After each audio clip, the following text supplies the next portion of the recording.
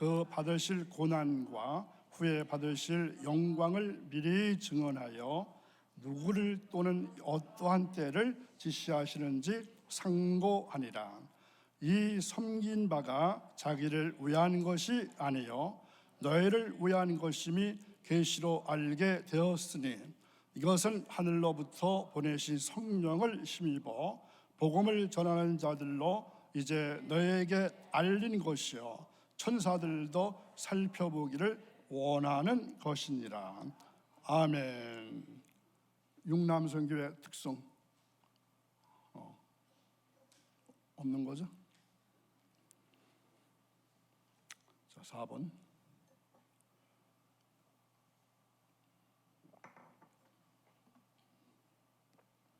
이 삶의 방향점을 도는 당신을 위한 인생의 절반쯤에서 꼭 생각해 볼 것들, 이러한 책이 있습니다.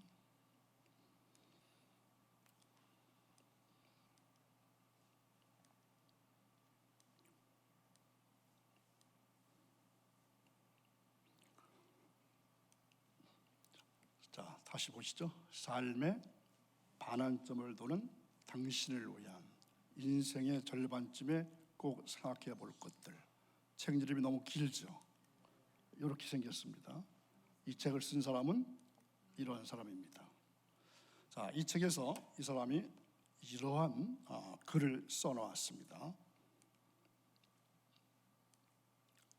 자, 가끔씩 피식 혼자서 웃어 보곤 합니다.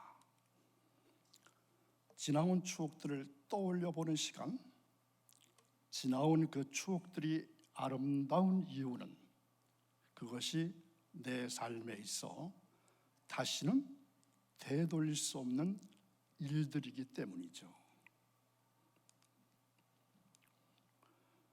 어떤 아픔일지라도 시간이 지나면 내 삶의 보석들이 되어 이렇게 나의 기억 속에 존재하고 있다는 사실이 무척이나 고맙다는 생각이 들곤 합니다.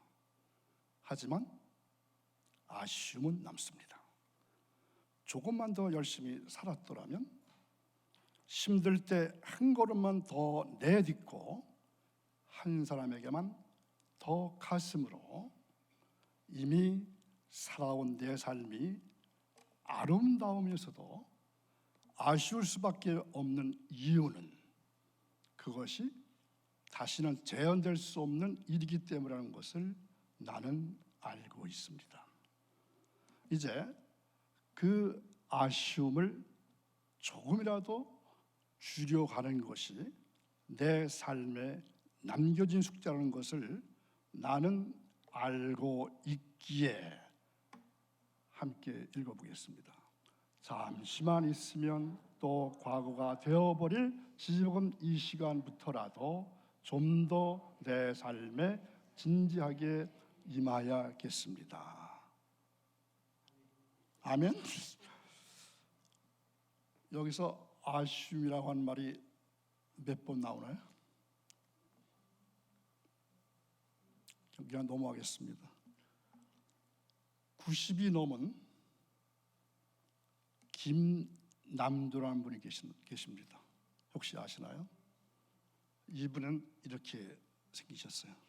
근데 이분이 한 말이 제 마음을 울린 말이 하나 있습니다.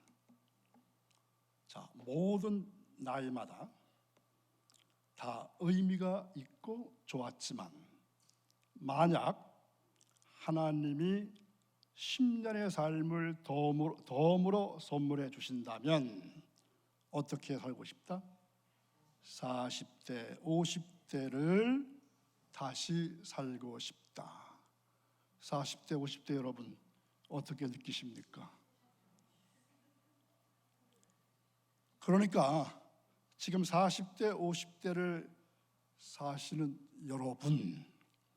여러분들의 때가 어떻다는 거죠? 가장 행복하고 또 무엇인가 이루었고 또 앞으로 무엇인가 해낼 수 있는 나이인 것을 생각하시고 어떻게 살아라, 아주 의미 있게 보내시면 참 좋겠습니다. 또 그만큼 이 세대가 어떻게 보면은 열정과 격동과 성공과 그리고 실패의 반전을 통해서 성숙을 이룬 세대라, 이러한 의미가 있을 것입니다. 또한 어떻게 보면은 무엇인가 조금은 아쉬움이 진하게 느껴지는 그러한 표현일 수도 있습니다. 그러나 이 세대를 잘 넘기면 어떻게 될까요? 제가 40대, 50대 살아봤거든요. 50대 후반은 흐르는 물처럼 인생을 관조하면서 또 다른 사람들에게 관용을 베풀면서 또 바라기는 봉사도 열심히 하시면서 자신만의 삶을 살 수 있겠다. 40대, 50대를 지내온 분들이 말씀하는 겁니다. 그런데 여기서 이제 40대와 60대 초반에 들어간 분들에게 꼭 말씀드리고 싶은 것이 있습니다. 60대 초반 계신가요? 장로님 한 분이세요? 자, 잘 들으셔야 돼요. 그러면 평생 건강은 식물이 자라서 꽃을 피우고 열매를 맺는 것과 같다, 이렇게 말합니다. 그래서 20대 생활 습관은 뭘까요? 식물을 배하면, 꽃이 배하면 씨앗입니다. 그러니까 20대에 씨앗을 뿌렸습니다. 40대의 신체 변화는 뭘까요? 꽃입니다. 그리고 60대 건강 상태는 뭘까요? 꽃이 피었으니까 열매입니다. 그러면 이를 고려해서 40대와 60대를 뭐라 부르냐면은 생애 전환기다, 이렇게 부릅니다.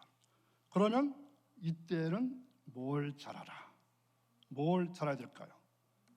건강검진과 관리의 중요성이 강조되는 그러한 때입니다. 그러니까 40대 초반에 들어가신 분, 60대 초반에 들어가신 분들은 건강검진 열심히 잘하세요. 자, 독일 작가인 괴테의 묘비병은 무엇일까요? 좀 더 빛을, 이러한 묘비를 써놨습니다. 자, 이 말을 이 묘비에 기록한 이유가 뭘 것 같습니까? 좀 더 빛을, 좀 더 빛난 인생, 또 세상이 빛된 곳이길 바랐기 때문일 것입니다. 그런데 이 괴테의 아쉬움이 묻어나는 대목이라고 할 수 있습니다. 왜 그럴까요? 삶은 늘 아쉬움이 남기 때문입니다. 여러분 사시면서 정말로 이만하면 잘했다, 이만하면 만족하다, 그러한 때가 얼마나 있었나요?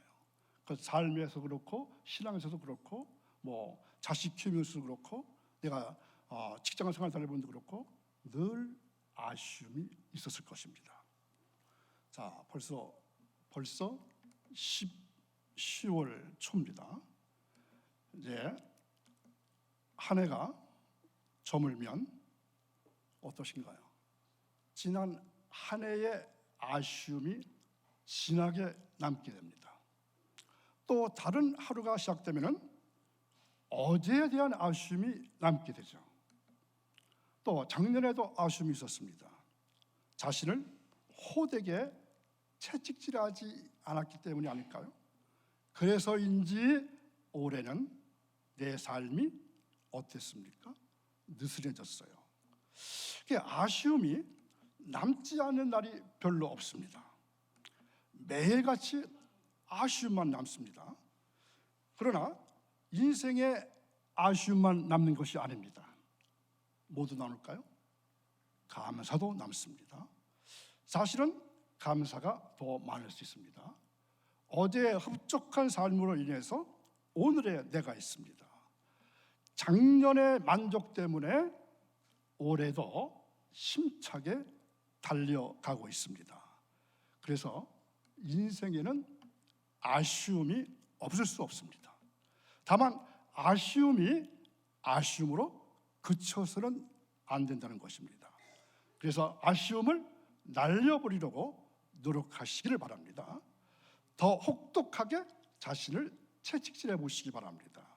자신을 채찍질할 때 인생에 있어서 집중할 수가 있습니다. 인생에 집중할 때 뭐가 될까요?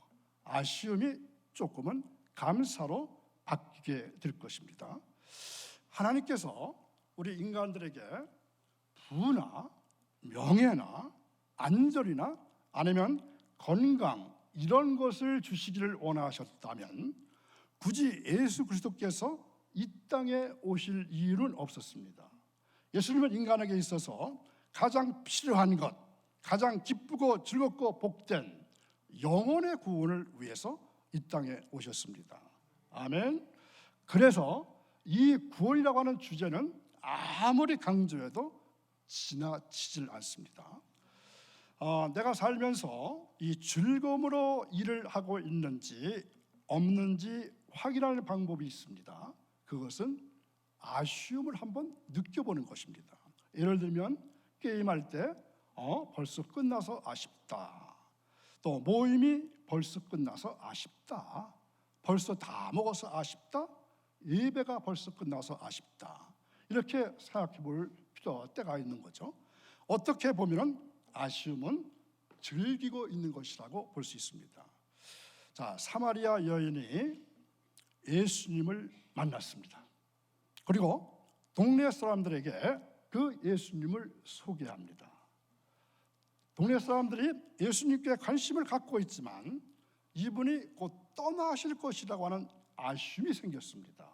그래서 예수님을 감히 멈춰 세웁니다. 그 말씀이 어디 있을까요? 요한복음 4장 40절에 보면은 사마리아인들이 예수께 와서, 이런 때는 같이 읽는 센스가 있으면 좋겠는데요.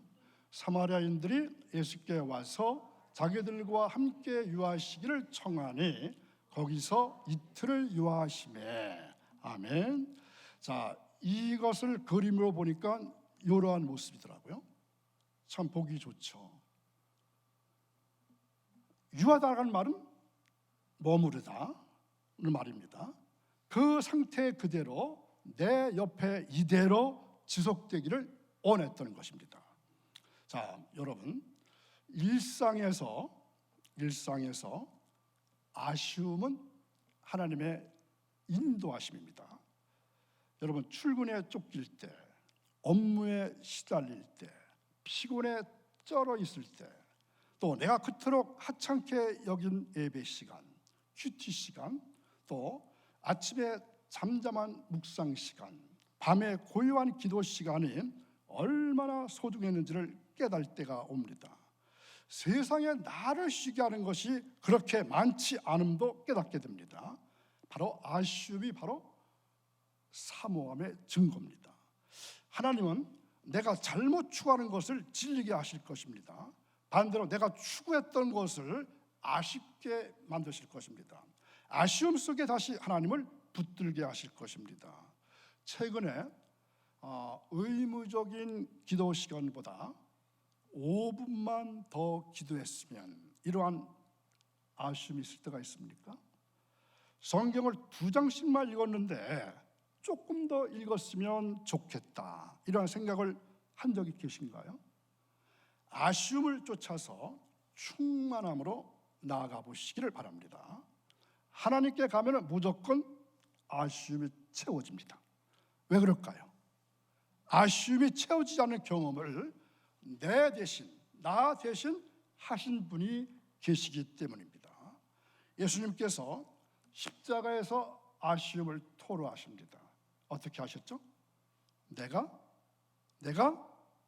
목마르다 하시니.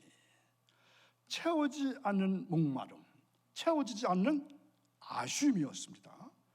이것이 누가 당해야만 할 심판이었을까요? 죄인이 당해야 할 심판이었습니다. 내 대신 심판당하신 그분이 있기 때문에 하나님을 아쉬워하고 그를 사모하면 언제나 내 삶은 충만하게 채워지게 됩니다. 자, 그러므로 조금 더 머물고 싶은 마음을 느끼셔야 합니다. 특히 성전에서 더 머물러 있고 싶은 마음이 있게 되기를 바랍니다. 그러나 무엇을 해도 아쉬운 뿐입니다. 하나님을 아쉬워하는 마음, 그것이 삶이 밝아지고 새로워지고 어린 아이와 같은 그러한 순수해지는 길입니다. 학창 시절에는 사실 집중이 더욱 중요합니다. 저는 초등학교 시절에는 어땠을 것 같습니까? 늘 조용한 아이였습니다. 수줍음을 많이 탔습니다. 덕분에 비교적 한 곳에 집중을 할 수 있었습니다. 공부는 곧잘 했지만 1등, 2등을 다툴 만큼 그렇게 썩 잘한 공부는 아닌 것 같습니다. 왜냐하면 1등을 해본 적이 별로 없고 우등상은 탔지만 1등을 해보는 기억은 별로 없습니다. 바로 아쉬움이 진하게 남는 어린 시절이었습니다. 나이 먹어서 후회하는 것 중에 하나는 행정학을 공부했으면서도 이 행정고시나 사법고시에 도전하지 못했던 아쉬움이 있습니다. 그 이유를 가만히 생각해 보니까 어느 한 곳에 집중하지 못했다는 증거일 것입니다. 그런데 귀한 말씀 들으신 여러분, 우리의 실생활에서도 삶의 현장에서도 집중이 필요하지만 우리가 믿고 있는 예수 그리스도의 그인의 생활, 신앙생활에는 더욱 집중이 중요합니다. 신앙생활은 하나님께 그래서 집중하는 것이기 때문입니다. 그런데 우리는 하나님보다 우리 자신에게 관심이 더 많습니다. 이것은 진정한 신앙이 아닙니다. 예수님은 누구에게 집중했을까요? 하나님께 집중했습니다. 그렇다면 우리도 하나님께 집중해야 합니다. 이런 사람이 진짜 그리스도입니다. 신앙생활은 예수님께 집중하는 것입니다. 예수님께 집중할 이유가 있습니다. 예수님이 우리를 먼저 집중하고 계시기 때문에 우리는 예수님께 집중해야 합니다. 그래서 우리는 무엇을 선물로 받았습니까? 구원을 선물로 받았습니다. 구원이라는 것은 내가 가지고 싶다고 해서 가져올 수가 없습니다. 하나님께서 주셔야 하지만 받을 수 있습니다. 우리가 구원받은 것은 하나님께서 우리에게 집중하신 결과입니다. 하나님께서 우리를 세상 끝날까지도 집중하실 겁니다. 이젠 우리가 할 일만 남았습니다. 우리도 하나님께 끝까지 집중해야 합니다. 언제까지요? 우리의 인생이 끝날 때까지 집중해야 합니다. 하나님께서는 아브라함에게 집중하셨습니다. 그러자 아브라함도 하나님께 집중했습니다. 그 결과 믿음의 조상이 되었습니다. 예수님께서 바울에게 집중하셨습니다. 그러자 바울도 예수님께 집중했습니다. 하나님께서 다윗에게 집중하셨습니다. 그러자 다윗도 하나님께 집중했습니다. 오늘 하나님께서 우리를 집중하십니다. 하나님께서 집중하셔서 예수님을 믿게 되었습니다. 그렇다면 우리도 하나님께 집중해야 합니다. 그러면 구원을 선물로 받게 됩니다. 베드로는 특별히 구원에 집중하라고 말합니다. 그런데 구원에 집중하기가 그렇게 만만치가 않습니다. 왜 그렇습니까? 왜 그럴까요? 세상으로부터 핍박이 심하기 때문에 그렇습니다. 예수님을 믿는다고 핍박합니다. 핍박이 극심할수록 구원에 집중하기가 힘듭니다. 왜 그럴까요? 목숨을 걸어야 하기 때문입니다. 그럼에도 불구하고 예수님께 집중해야 합니다. 그래야 아쉬움이 남지 않는 인생을 살 수 있습니다. 다니엘은 죽을지도 모르는 상황에서 하루에 3번씩 무릎을 꿇고 기도했습니다. 사자굴에 들어갈 것이 뻔했지만 하나님을 포기하지 않았습니다. 결국 어떻게 되었을까요? 죽었습니까? 사자굴에서 죽지 않고 살아났습니다. 다니엘의 세 친구도 마찬가지였습니다. 그들은 하나님을 섬기기 위해서 느부갓네살 왕의 금신상에 절하라는 명령을 거부했습니다. 그 결과 어떻게 됐나요? 평소보다 7배나 뜨겁게 달군 풀무불에 던졌습니다. 하지만 머리털도 그을리지 않고 불탄 냄새도 없이 풀무불에서 살아났습니다. 오늘도 생명을 걸고 이 자리에 나오셔서 말씀 들으신 여러분, 때로는 여러분들에게도 이러한 영적인 체험이 필요합니다. 이러한 간증이 필요합니다. 주님을 마음껏 찬송하시다가 하늘의 신령한 복과 건강과 땅의 기름진 복을 받으시기를 축원합니다. 그리스도인들은 특별히 어디에 집중해야 될까요? 구원에 집중해야 합니다. 그 이유가 무엇이죠? 구원은 하나님께서 주시는 최고의 선물이기 때문에 그렇습니다. 오늘 말씀해 보면은 구원을 아는 것조차 쉽지 않다고 말씀하고 있습니다. 그런데 우리들은 구원을 너무나 쉽게 알고 있습니다. 하지만 베드로 당시에는 구원을 아는 것 그 자체도 거의 불가능했습니다. 그때는 핍박이 극심해서 예수님께 접근하는 것조차 어려웠습니다. 아니, 어려운 정도가 아니었습니다. 마치 쏟아지는 적의 포화를 뚫고 고지를 점령하는 것과도 같았습니다. 베드로는 그래서 구원을 소중하게 여겼습니다. 그렇다면 우리도 구원을 소중하게 여겨야 합니다. 어떻게? 두렵고 떨림으로 구원에 집중해야 합니다. 젊은이들이 취업할 때 많은 관문을 거쳐야 합니다. 먼저 취업을 준비해야 되죠. 3년이 기본적이라면서요. 취업의 문을 두드린 다음에는 어떻게 합니까? 발표를 기다립니다. 당락이 결정되는 발표에 집중합니다. 그 발표에 얼마나 집중할까요? 취업 준비생이 취업 여부에 집중하듯이 그리스도는 구원에 집중해야 합니다. 요즘 신천지 등이나 우리 교회 근처에 있는 하나님의 교회 같은 이단이 활기를 치고 있습니다. 버젓이 보통 일간지에 광고를 내고 신문 기사를 내고 그것을 가지고 전도하는 모습을 흔하게 볼 수 있습니다. 그런데 그들의 구원은 어떤 거죠? 가짜입니다. 왜 그렇습니까? 구원이 성령으로부터 오지 않기 때문입니다. 그들의 구원은 인간인 교주로부터 오게 됩니다. 인간에게서 오는 구원은 가짜입니다. 오직 성령님으로부터 오는 구원만 진짜입니다. 가짜에 집중하지 말고 진짜에 집중해야 하는 이유가 바로 여기에 있습니다.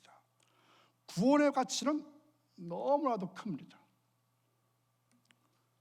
당신은 구원에 관한 예언을 기록한 예언자들조차 잘 알지 못했다고 했습니다. 자, 그 말씀이 오늘 읽은 1장 10절에 있습니다. 이 구원에 대하여는 너에게 임할 은혜를 예언하던 선지자들이 연구하고 부지런히 살펴서 하늘의 천사들까지도 이 구원에 대해서 궁금해서 알려고 했다고 했습니다. 그러나 그들도 알 수가 없었습니다. 천사들은 이 성도의 구속 사역에 참여했다고 했습니다. 마리아에게 찾아왔었습니다. 세례 요한의 탄생을 전했습니다. 예수님께서 시험을 이기셨을 때 수종 들었습니다. 예수님께서 죽으신 뒤 부활하셨을 때 무덤에 서서 전하는 일도 있었습니다. 승천하셨을 때는 남아있는 자들에게 말했던 일 등 그들의 역사가 있었습니다. 자, 성경은 천사들이 어떻게 한다고요? 성도를 돌보고 있다고 말하고 또 죄인들이 구원받았을 때 하나님을 찬송한다고 말합니다. 그런데 여기서 천사들이 살펴보기를 원한다는 것이 있습니다. 무슨 의미일까요? 자, 이 말씀 베드로전서 1장 12절에 이런 말씀 함께 다시 한번 읽습니다. 이 섬긴 바가 자기를 위하는 것이 아니요 이것은 하늘로부터 보내신 성령을 힘입어 복음을 전하는 자들로 이제 너희에게 알린 것이요 천사들도 살펴보기를 원하는 것이니라. 아멘. 자, 여기서 천사들도 살펴보기를 원하는 것이라고 했는데 천사들이 살펴보기를 원하는 것이 무엇일까요? 자, 여러분 생각에 천사들이 살펴보기를 원하는 것이 뭐라고 생각하십니까? 그들은 하나님의 은혜와 긍휼에 대해서 더 알기를 원하고 있습니다. 자, 인간이 범죄했을 때 사탄에게 여자의 후손은 내 머리를 상하게 할 것이요 이렇게 말씀하셨는데 하나님께서 어떤 방법으로 인간들에게 은혜를 베푸실까, 이게 궁금해서 천사들이 알고 싶다는 겁니다. 또 천사들은 바로 옆에서, 하나님 바로 옆에서 섬기는 자들이기 때문에 하나님께서 얼마나 거룩한 분이신지 알고 있습니다. 그러한 하나님께서 범죄한 인간들을 어떻게 사랑하시는가, 얼마큼 사랑하시는가, 또 예수 그리스도의 목숨을 내어주기까지 구원하시는 그 사랑을 천사들이 궁금해해서 보고 있다는 것입니다. 그리고 특별히 한 영혼이 구원될 때마다 뭐 한다고요? 하나님을 찬송한다는 것입니다. 자, 천사들도 태초전에 계획하시고 이루어가시는 하나님의 은혜와 이 사랑의 깊이에 대해서 놀라고 경이로워하는 겁니다. 구원을 제대로 알기 위해서는 그래서 성령님께 집중해야 합니다. 성령님께 집중할 때 구원을 알게 됩니다. 우리도 그래야 합니다. 날마다 하나님께서 우리에게 베푸신 구원과 그 사랑, 은혜의 깊이를 생각하면서 감사하고 찬양하시기 바랍니다. 구약 시대에 선지자들이 부지런히 연구했던 이 구원, 또 신약 시대에는 예수님을 시작으로 해서 제 아들과 또 그들의 제자들이 전파하기를 원했던 이 구원, 천사들도 알기를 원했던 이 구원이 누구에게 주어졌습니까? 나에게, 우리에게 주어진 것입니다.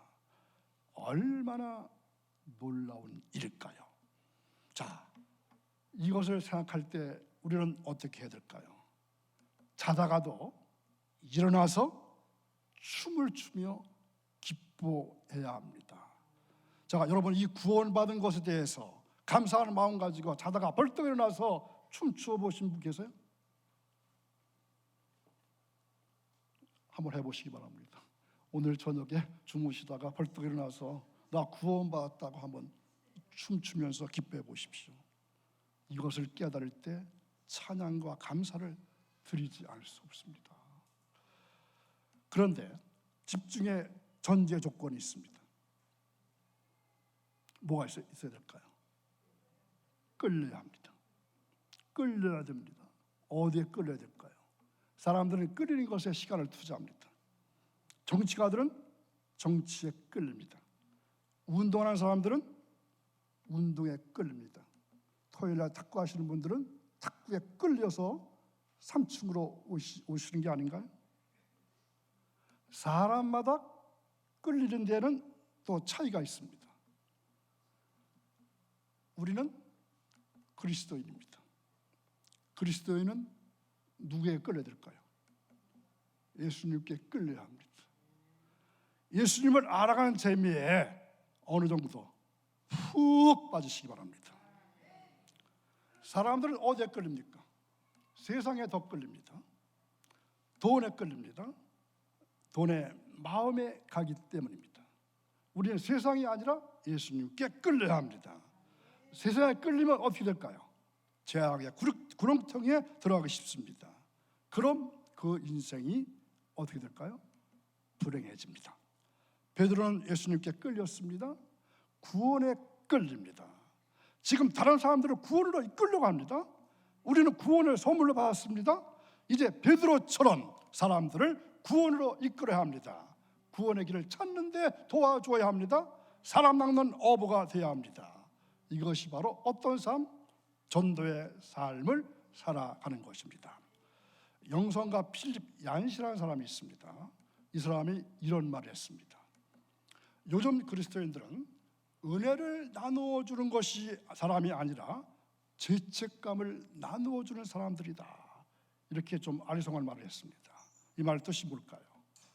우리가 집중할 곳에 집중하지 않고 집중하지 않을 곳에 집중하고 있다는 것입니다. 구원이 아니라 욕심에 이끌리고 있다, 이런 말입니다. 이 사람은 이렇게 생겼습니다. 우리는 구원을 선물로 받았습니다. 선물은 특징이 있습니다. 어떤 특징이 있죠? 선물은 받는 자가 결정하지 않습니다. 주는 자가 결정하는 겁니다. 주는 자가 선택하는 것입니다. 선택받은 것은 엄청난 축복입니다. 엄청난 축복을 받았다면 어떻게 될까요? 선물을 주신 분에게 집중해 보시기 바랍니다. 자, 여러분, 이 말씀 잘 들어보십시오. 주무시는 분들은 좀 깨어보시기 바랍니다. 자, 너무나 중요한 말씀입니다. 자, 다 못 들으셨다도 지금부터는 좀 들어보시기 바랍니다. 자, 예수님께서 주신 축복은 어떻게 주신 것입니까? 그냥 주셨어요? 그냥 주셨는가요? 어떻게 주셨어요? 소중한 주님의 목숨과 맞바꾼 겁니다. 여러분과 제가 구원받은 것은 그냥 얻어진 것이 아니라 예수님의 목숨하고 바꾸는 것입니다. 그래서 얼마짜리? 예수님짜리. 아멘. 또 뭐와 바꾸셨어요? 십자가와 맞바꾸셨어요. 그래서 예수님께서 주시는 구원은 세상 하나뿐인 최고의 선물입니다. 그러므로 최고의 선물인 구원, 어떻게 이루라고요? 두렵고 떨리는 마음으로 이루려고 해야 됩니다. 오늘날 여러 강단에서 전해지는 말씀들은 대부분 성도들을 응원하고 힘을 북돋아주는 그러한 설교를 많이 합니다. 그것은 우리의 마음의 기쁨과 위로가 되는 것은 물론 사실입니다. 그러나 그 기쁨과 위로의 참된 힘은 하나님이 이루시는 구원에서 오는 것입니다. 사람들은 복음이 지겹다고 말합니다. 이제는 실질적인 말씀을 달라고 말합니다. 그러나 복음과 구원이 우리에게 꼭 필요한 것이고 날마다 묵상하고 스스로에게 전파해야 할 메시지면은 분명합니다. 그래서 우리가 적용할 현실적인 메시지를 구할 것이 아니라 다윗처럼 구원의 즐거움을 회복시켜달라고 구해야 합니다. 바울처럼 영적인 눈을 떠서 부르심의 소망과 기업의 영광의 풍성함이 무엇이며 우리에게 베푸신 능력의 지극히 크심이 어떠한지 알게 해달라고 구해야 할 것입니다.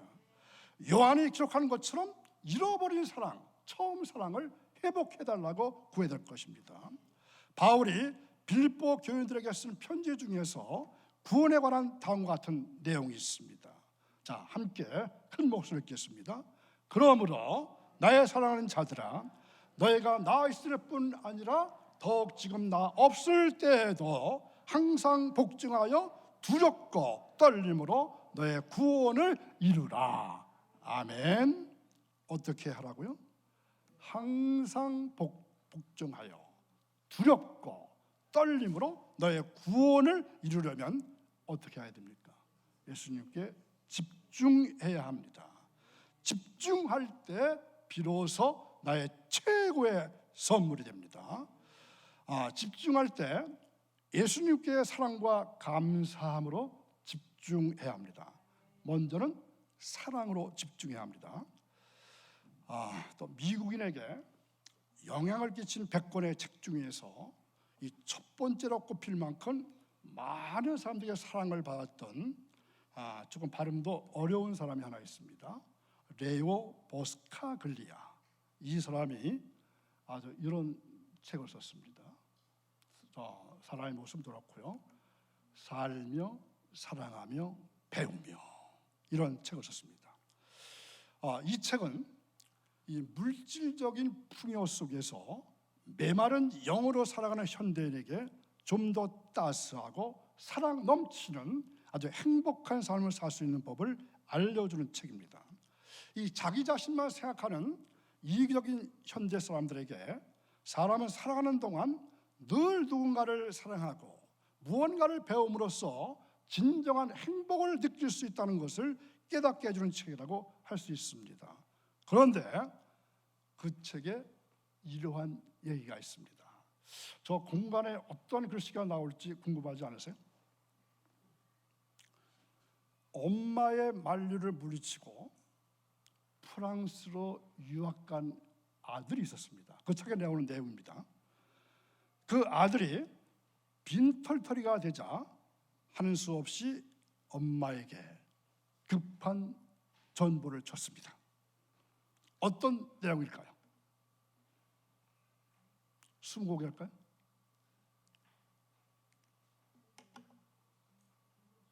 굶어 죽어요 아들이. Starving to death your son.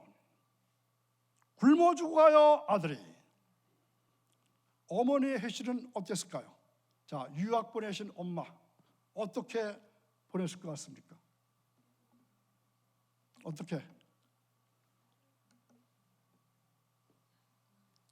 어떻게 했다고요? 굶어라 어머니다. Starve your mother. 아들은 이 회시를 받는 순간 마침내 어머니의 사랑을 깨달았습니다. 후에 어머니가 아들에게 이렇게 말해줍니다. 정말로 견디기 어려운 일이었지만 그때 그렇게 하지 않으면 내가 스스로 성장하지 못할 것 같아서였다. 이해가 되나요? 동의가 되십니까? 어머니는 어떻게 살기를 원했던 거죠? 아들 자신의 인생을 살기를 원했던 겁니다.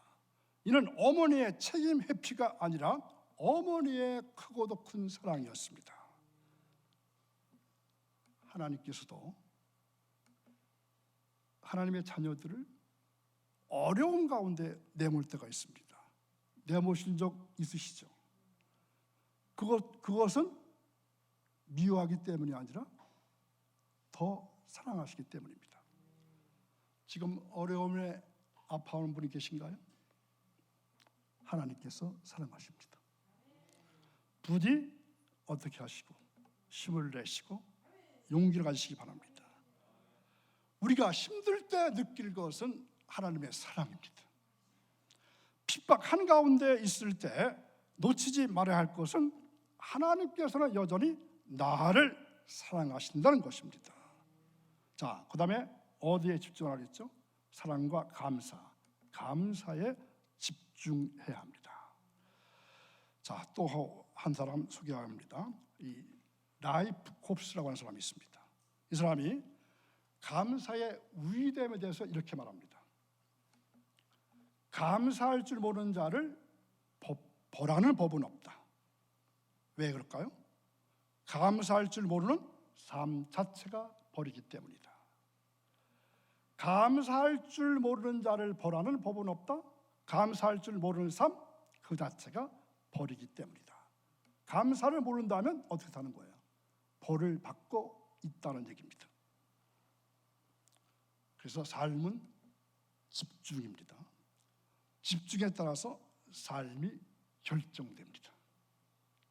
특히 구원을 받은 우리가 구원의 주 되시는 하나님께 감사하지 않는 것은 이미 벌을 받은 것이나 마찬가지입니다. 우리는 삶에 집중해야 합니다. 집중에 따라서 삶이 결정되기 때문입니다. 문제는 어디에, 누구에게 집중해야 하는 것입니다. 우리는 예수님께 집중해야 합니다. 예수님께 집중할 때 비로소 선물이 주어집니다. 하나님께 집중하면 어떤 선물? 사랑의 선물. 예수님께 집중하면 구원의 선물. 좀 답 좀 해봐요. 성령님께 집중하면 어떤 선물? 감사의 선물. 자, 다시요. 하나님께 집중하면, 예수님께 집중하면 성하나님께 집중하면 아멘. 자, 이런 말이 있습니다. 속도보다 방향이 중요하다. 집중도 방향이 중요하다는 얘기입니다. 아무 때나 집중해서는 안 된다는 거죠. 그 방향이 어딥니까? 하나님이십니다. 그럼 하나님께서 뭘 주신다고요? 구원의 선물을 주십니다. 그래서 더욱더 우리는 하나님께 집중해야만 하는 것입니다. 하나님께 집중하는 것이 바로 선물입니다.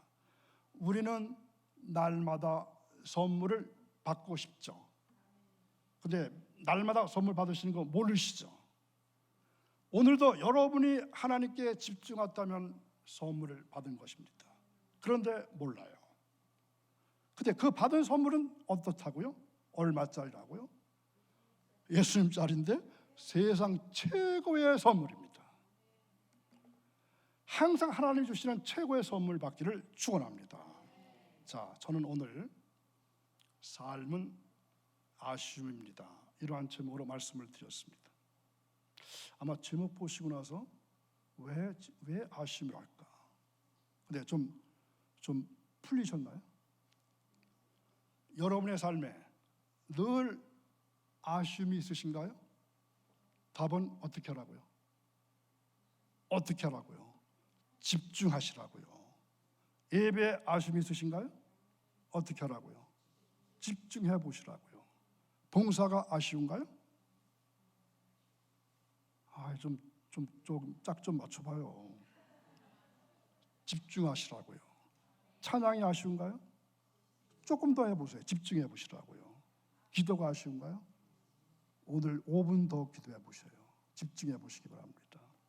그러면 우리의 삶과 우리의 신앙생활이 최대한으로 아쉽지 않으려면 어떻게 하라고요? 조금 더 집중해 보시라고요.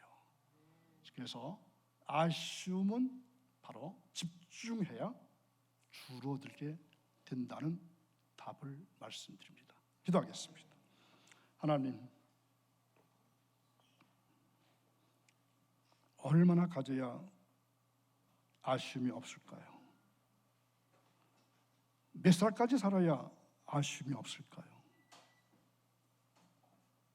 우리의 신앙생활도 아쉬움이 너무나 많은데 그 아쉬운 마음을 채워드리지 못함을 고백합니다.